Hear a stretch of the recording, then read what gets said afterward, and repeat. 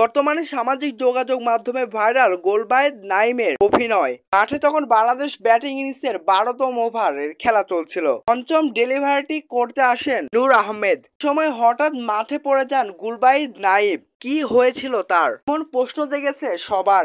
দেখা গেল আফগানিস্তানের ইংলিশ কোচ ইশারা করতে বলেছেন একটু অপেক্ষা করতে, বৃষ্টি আসবে। কারণ সে সময় বাংলাদেশ 2 রানে পিছিয়ে ছিল। ম্যাচটা যদি সেখানে বন্ধ হয়ে যেত, সেখান থেকে আফগানিস্তান সরাসরি চলে যাচ্ছিল সেমিফাইনালে। সেখান থেকে বাংলাদেশ পরাজিত হতো। এজন্যই মূলত কান ক্ষেপণ করতে বেসিম রুম থেকে ইংলিশ কোচ এখানে আফগানিস্তানদের ক্রিকেটারদের ইশারা দিয়েছেন এই ইংলিশ কোচ। তার ইশারা শুনে সাথে সাথেই মাটিতে লুটিয়ে পড়েন আফগান এই তারকা। বন্ধ হয়ে যায় খেলা। কি হয়েছিল তা কেউই বুঝতে পারছিল না। হঠাৎই গোলবায়েদ নাইম মাঠে শুয়ে পড়েন। এ সময় 5 মিনিট পর অপেক্ষা করার পর আসে বৃষ্টি। ম্যাচ বন্ধ হয়ে যায়। অবশ্যই বৃষ্টিটা বেশিক্ষণ থাকেনি। কোচের এমন ষড়যন্ত্রমূলক ইশারায় এবং আফগান এই তারকার হঠাৎই মাঠে শুয়ে পড়ার এই বিষয়টি নিয়ে এখন সামাজিক যোগাযোগ মাধ্যমে ভাইরাল।